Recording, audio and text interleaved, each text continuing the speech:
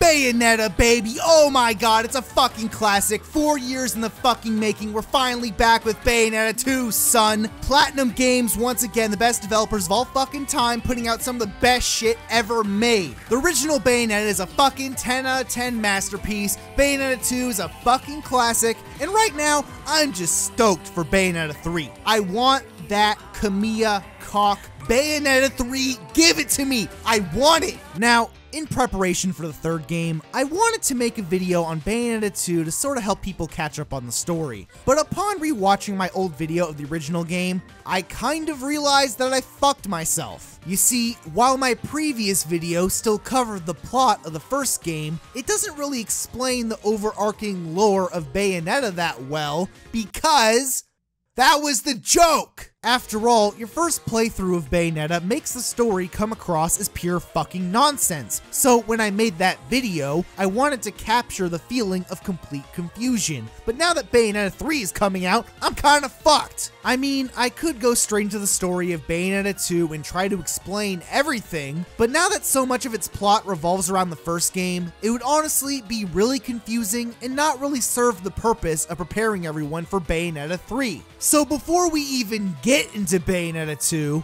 let's do a little bit of homework and talk about everything we need to know about the original Bayonetta, then we can talk about Bayonetta 2, and then hopefully we should know everything we need to know for Bayonetta 3.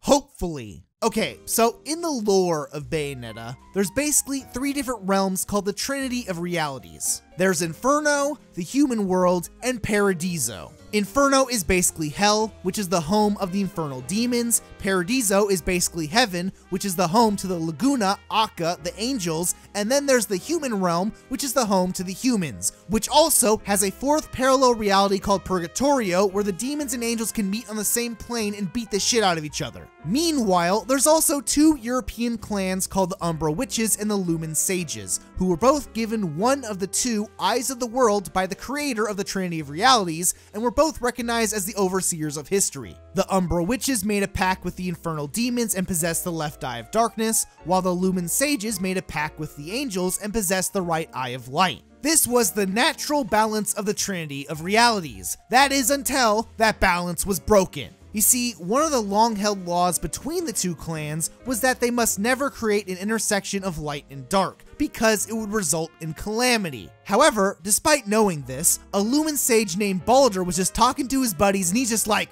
damn, these Umbra Witches are fucking hot, dude! I wanna fuck them! And then his buddies are like, no, Baldur, no! You can't do that, Baldur, no! And then Baldur runs away, and then this Umbra Witch named Rosa was all like, girl, I bet that angel cock feels super good in my demon pussy. And all her friends are like, no, Rosa, no! It's against the rules, Rosa, no! And then she ran away, and then Baldur and Rosa one day fell in love and conceived a child. Now, this is where shit gets super fucked. You see, as a result of breaking the long-held law between the 2 clans, Baldur was exiled from the Lumen Sages, Rosa was imprisoned, and now both of the clans just hate each other. They're both fucking pissed. The Lumen Sages are just like, god damn it, if these fucking Umbra Witches weren't all fucking sexy demon girls spreading their butts, this would have never happened.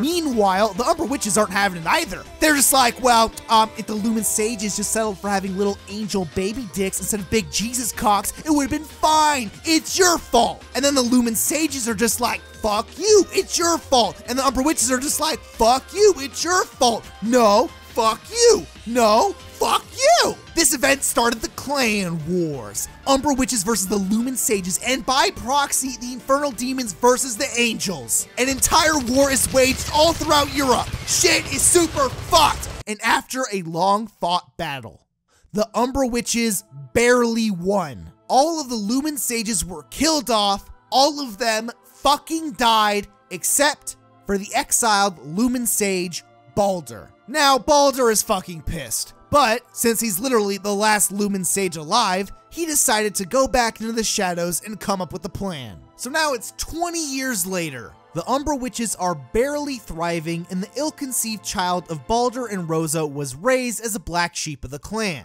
She's now a fully grown adult and possesses an incredible talent for bullet arts. She's eventually proven to be the most powerful Umbra witch in the entire clan, and as a result is trusted to protect the left eye of darkness. Meanwhile, Baldur, being a sneaky little stinker, finally set forth a plan to spur the humans and the angels of Paradiso to hunt and kill all of the remaining Umbra witches. This was the beginning of the witch hunts. The Umbra witches were being wiped out one by one. They were completely overwhelmed by both the humans and the angels. Rosa was eventually murdered, and as a result, the ill-conceived child was heartbroken at the death of her mother and lost the will to continue fighting. Meanwhile, an Umbra witch named Jeanne realized that the witch hunts were spurred by Baldur in order to obtain the left eye of darkness, so in a last-ditch attempt to protect the left eye, she decided to seal away the ill-conceived child with the left eye in order to hide it from the rest of the world. So now it's 500 years later. The ill-conceived child is still hidden away from the world, and the legends of the Umbra witches and the Lumen sages are lost to human history. Baldur is still alive, searching for the left eye of darkness, and he decided to hire Antonio Redgrave to investigate its whereabouts. Antonio is eventually successful. After a long search, he discovers the left eye of darkness hidden at the bottom of a lake, but once the ill-conceived child wakes up from her slumber, Antonio is instantly killed from unknown causes. Now free from her 500-year slumber, the child has lost all of her memories, but still knowing that she's one of the last remaining Umbra witches, she decides to call herself Bayonetta and dedicates her entire life to killing angels and rediscovering her unknown past. 20 years later, this is where the first game in the series starts. In Bayonetta's search to recovering her lost memories, she decides to team up with a fat midget Italian guy named Enzo, who's basically like Joe Pesci, and a demon weaponsmith named Rodan, who's basically like a cool black guy who's got cool ass sunglasses, and he's buff and he's got a deep ass voice because he's cool and he's black. Eventually, Enzo gets a tip that the right eye of the world was being sold on the black market, and its origins were traced somewhere near Vigrid.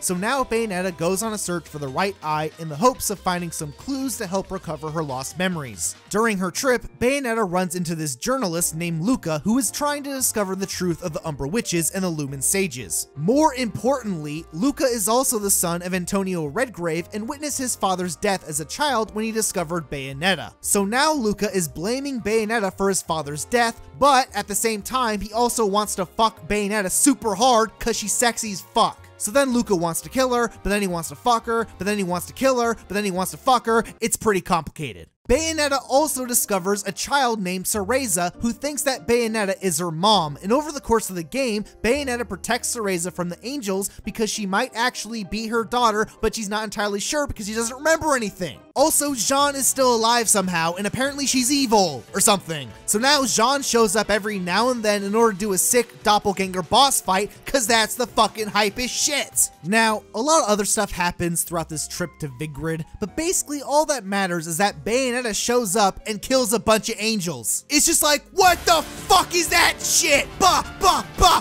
fuck you. Oh shit, what the fuck is this ugly ass dude? Blah, fuck you, bitch. And that's basically the entire game. On Bayonetta's quest to find the right eye of the world, she eventually runs into Baldur, who is somehow the father of Cereza. So now it's like, what the fuck? I thought Bayonetta was Baldur's daughter. That doesn't make any sense. Well, here's the thing. You see, Cereza is Bayonetta, but Baldur used time travel to bring Bayonetta as a child to the future in order to awaken the left eye of darkness and use the eyes of the world to resurrect Jubileus the Creator, who is basically the god of Paradiso, in order to remerge the Trinity of Realities together into one realm and rule over it as one and only god. Also, apparently Jeanne isn't actually evil and she was brainwashed by Baldur, which means that Jeanne and Bayonetta can still be friends in Bayonetta 2 while also keeping the sick Virgil boss fights and having that make sense. And Luca's father was actually killed by angels because he was leaking information about Baldur, which means that now Luca can want to fuck the shit out of Bayonetta without feeling bad about it. So now that all works out too. So then Bayonetta beats the shit out of Baldur and she returns Cereza back to the past. This in turn results in a time loop which causes Bayonetta to grow up as Cereza,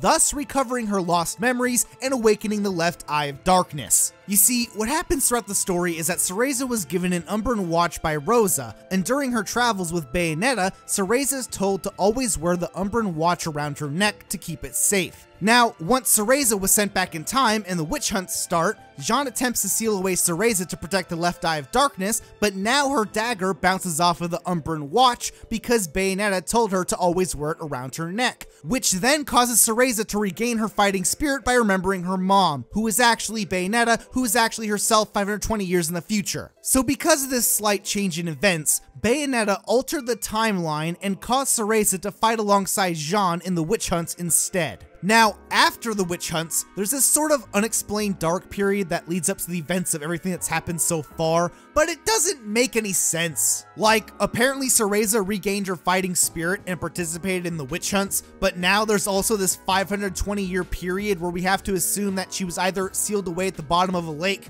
anyways, which means that she would still lose her memories and it wouldn't really change the outcome of anything, or that she was still around for 520 years just doing jack shit, which ends up directly conflicting with everything that's happened so far. Like, I've been reading a ton of wiki articles to get a better understanding of this, but I can't find a clear answer anywhere. You see, for the events of the game to be consistent, past events shouldn't be able to change like this, because it's always assumed that those events were already changed in the first place. For example, Bayonetta always wears the Umbran watch on her chest because it's important to her, which is why she tells Cereza to always wear her Umbran watch around her neck because it's important to Cereza, which is why Cereza grew up to become the same Bayonetta that always wears the Umbran watch on her chest to begin with. You see, for time travel to be consistent on one linear timeline, everything needs to loop in this similar fashion. This is why past events can't be changed, because the past determines the future, which also determines the past, which also determines the future, which also determines the past, which also determines the future, which also determines the past, which also determines the future, which also determines the past, which also determines the future, which also determines the past, infinitely, forever, in an infinite time loop. Oh my fucking god. That's why the explanation of Bayonetta awakening the left eye of darkness doesn't make any sense, because it doesn't work with this logic.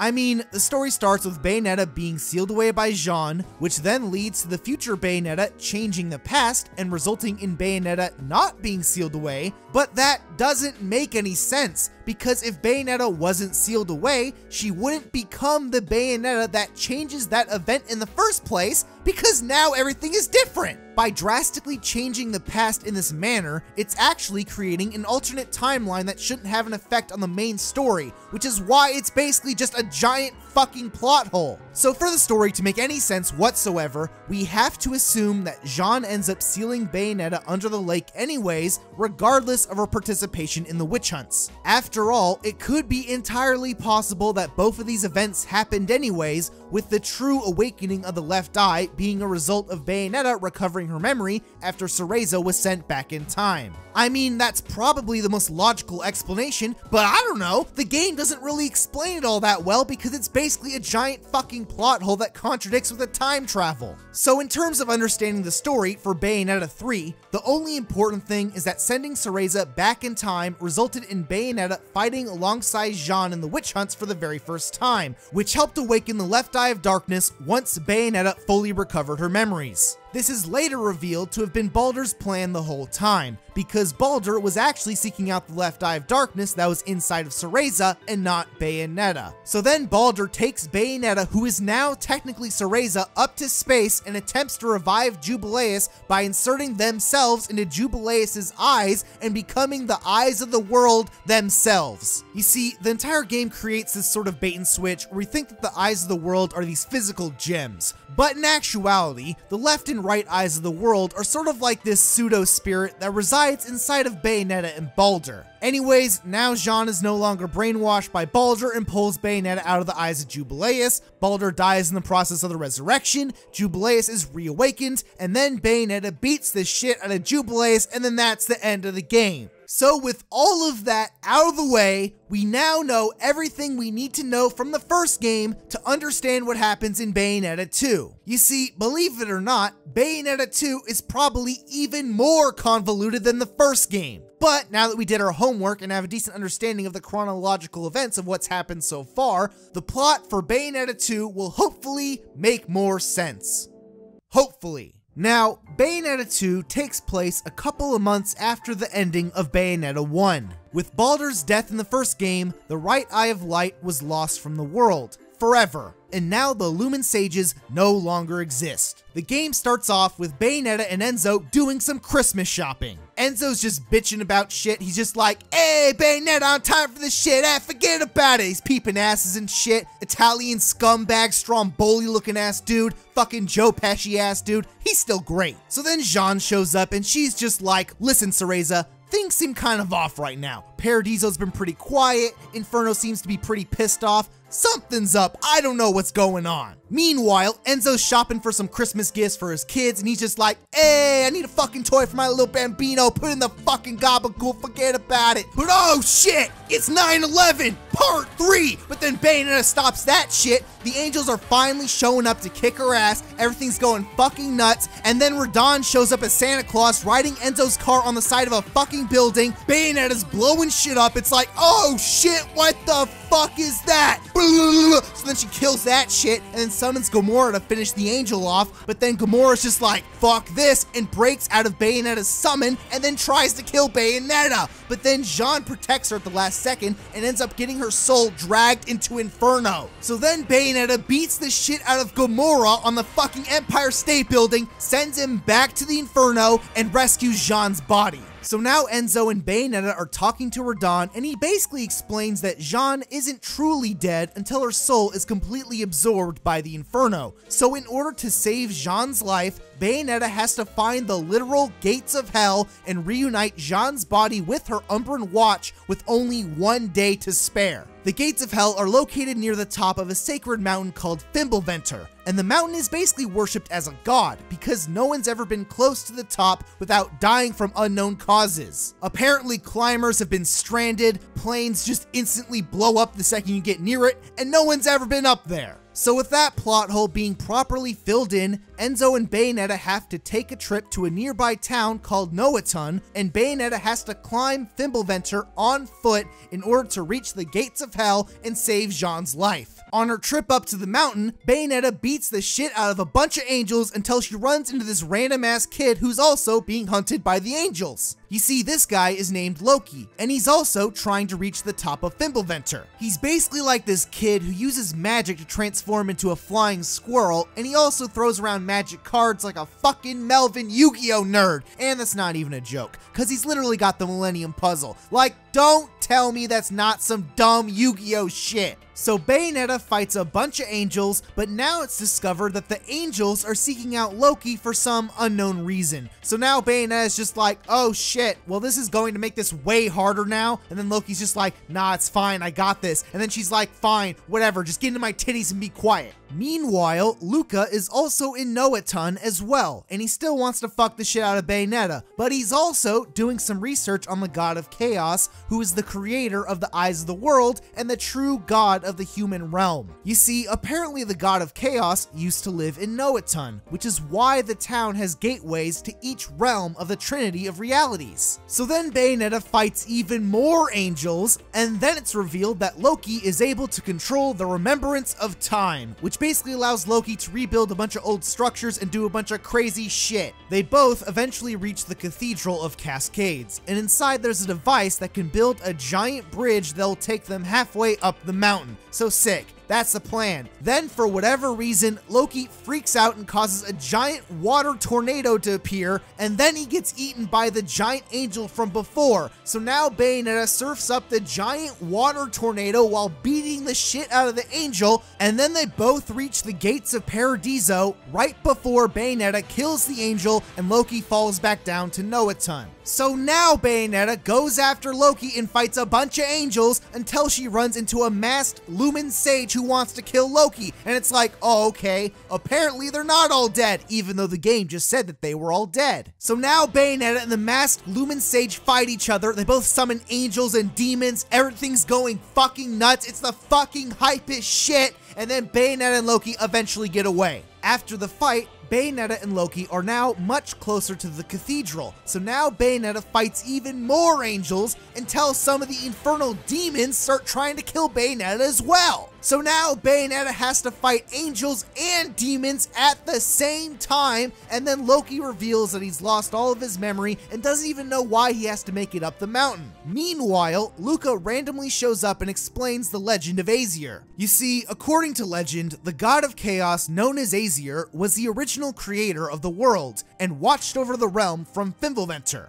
Pitying the humans, he granted them free will by bestowing his own powers amongst the Lumen Sages and the Umbra Witches, which were known as the Eyes of the World. Since the right eye of light has disappeared, Luca explains that it could be possible that this is the reason why the infernal demons are attacking Bayonetta, since the natural balance of the world has been destroyed. So now Bayonetta fights even more shit, Loki uses the remembrance of time to create the bridge to the heavens, and then an angel shows up out of nowhere and immediately destroys it. So now Bayonetta has to kill this angel while they're both falling down into the cathedral, and after the battle, Bayonetta and Loki are even farther away from where they started. But luckily, apparently Loki remembers that they're close to a shortcut to the gates of hell. Like, oh cool, that's convenient. They both start traveling there until a giant-ass manta ray demon shows up and swallows them both. So now Bayonetta fights a bunch of demons inside of a giant-ass manta ray demon. She ends up finding Loki, but now the masked Lumen Sage shows up again, who is then revealed to possess the right eye of light. Like, okay, so apparently the Lumen Sages are dead, but aren't really dead because this Lumen Sage is still alive, and he has the right eye of light even though it's been lost to the world. Except not really. Like, what the fuck is going on? Anyways, the fight between Bayonetta and the masked Lumen results in the giant-ass manta ray demon being torn to shreds, and now Bayonetta and Loki have finally reached the gates of hell. They're about to finally open the gate, but then the masked Lumen Sage shows up again with this other random-ass dude. Like, who the fuck's that? So now Bayonetta and Loki are both fighting the masked Lumen and this floating blue guy at the same time, but then the floating blue guy gives Bayonetta a vision of the past. Now, this is where things get kind of complicated. You see, apparently Baldur was the person who started the witch hunts, but he was somehow deceived into doing it by someone else, and apparently someone who looks exactly like Loki killed Rosa during the witch hunts, and now this younger version of Baldur has somehow time traveled to the future in order to kill Loki and get revenge for Rosa's death. What? Meanwhile, in a last-ditch attempt to escape, Loki opens up the gates of hell, which sucks in Bayonetta, Loki, and the masked Lumen, who is now confirmed to be the younger version of Baldur, into Inferno. So now Bayonetta fights a ton of demons until she runs into Radon, who's also hunting down the demon who's consuming Jeanne's soul. So then Bayonetta beats the shit out of Alrana, and then Bayonetta uses Jeanne's Umbran Watch to revive Jeanne's soul. Meanwhile, Radon beats the shit out of Alrana and transforms her into a demon weapon. So sick. That's pretty cool. Also, apparently the younger version of Baldur is still attacking Loki, so now Bayonetta summons a demon horse to rescue him, and then Bayonetta does a sick-ass boss fight with the younger version of Baldur, but then Loki shows up and accidentally transports Bayonetta and Baldur back in time to Vigrid during the witch hunts. So now Bayonetta is fighting the angels alongside Rosa during the witch hunts, and everything is going fucking nuts. Like, they grab these giant-ass mecha robots and do all this crazy shit. It's fucking insane. Then Bayonetta runs into the person who murdered Rosa from her vision, and it turns out that this guy is named Lopter, and he wants to obtain the eyes of the world by destroying both the Umbra Witches and the Lumen Sages. So then Bayonetta beats the shit out of Lopter, but then he eventually escapes and kills Rosa. Meanwhile, Bayonetta explains to Baldur that it was actually Lopter who killed Rosa and not Loki, and then Bayonetta makes a time portal back to the future and travels back to the future with Baldur. Back in the present, Luca discovers the gates of hell and finds Loki, and now that Loki has regained his memory, he now realizes that he has to go to Fimbulventor in order to stop Lopter from consuming the world with evil. Bayonetta and the younger version of Baldur are now back in the present time, and they have to get back to Fimbulventor in order to kill Lopter. So now, since Jeanne has been fully revived, she shows up in a fucking fighter jet, and Bayonetta and Baldur decide to team up and fight against the angels and demons in order to reach the top of the mountain. Meanwhile, Luca has taken Loki to the top of the mountain, and he discovers some sort of temple where that dumbass blue guy is, who is now known to be Lopter in the present time. Bayonetta and Baldur both eventually reach the top of the mountain as well, and then Lopter explains that him and Loki were both halves of the single being known as Aesir, the god of chaos, and when he created the eyes of the world to give humans free will, he divided his divine power and his very soul into two different beings,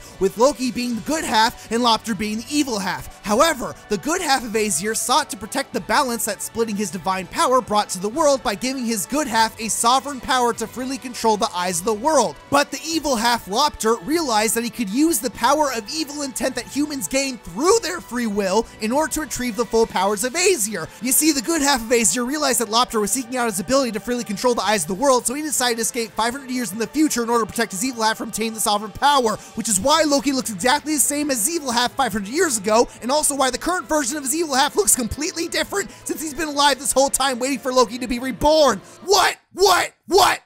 So now Lopter absorbs Loki's sovereign power and now has the ability to control the eyes of the world. It's like, fuck! He attacks Baldur and takes control over the right eye of light. Luca comes in to save Loki, and then Bayonetta and Lopter have a fucking sick-ass boss fight, and then Lopter eventually wins and takes control over the left eye of darkness. Shit's super fucked! With the eyes of the world, Lopter ascends the true form of Aesir, and then Baldur's just like, yeah, whatever. Fuck you. And then Bayonetta and Baldur continue to fight Aesir until Loki reveals that the real power of Aesir is the ability of nothingness, the power to erase anything and everything from the world. So in a last-ditch effort to stop Lopter, Loki destroys the eyes of the world from existence, causing Lopter to lose his newfound powers. And then Bayonetta and Baldur beat the shit out of him with a combined summon of Jubileus and Queen Sheba and send his body straight towards Jeanne, who kills him with Gamora. Lopter is dead, but now he decides to shed his body and be reborn in a different timeline. So before he has the chance to escape,